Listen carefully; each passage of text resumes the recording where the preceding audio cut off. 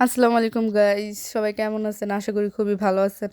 আমি আলহামদুলিল্লাহ খুবই ভালো আছি। সকাল সকাল হাঁটতে বের হয়ে গেছি, দেখেন কত কুয়াশা পড়েছে, ভিডিওতে তেমন বোঝা যাচ্ছে না। তো আপনাদের একটা জিনিস দেখাবো যা দিয়ে ছোটোবেলা আমি খুবই খেলতাম, হয়তো আপনাদেরও কিছু মনে পড়তে পারে।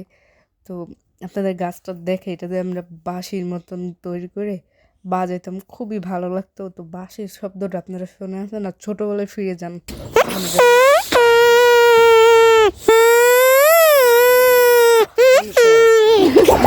তো আপনারা বাঁশির শব্দ শুনে আসলে বাঁশি বাজাতে বাজাতে ক্ষুধা লেগে গেছে, তাই দোকান থেকে কিছু কিনে নিলাম।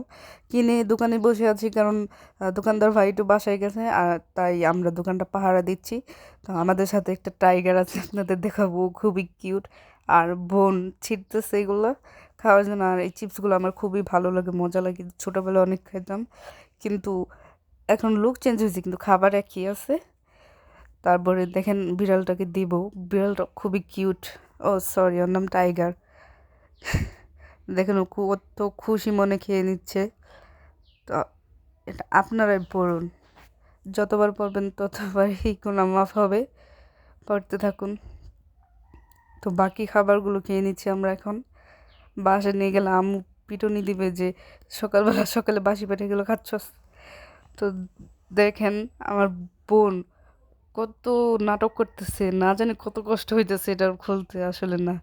তারপরে একটা তেঁতুল খেয়ে নিব, দেখেন তেঁতুলটা ফেলে দিল।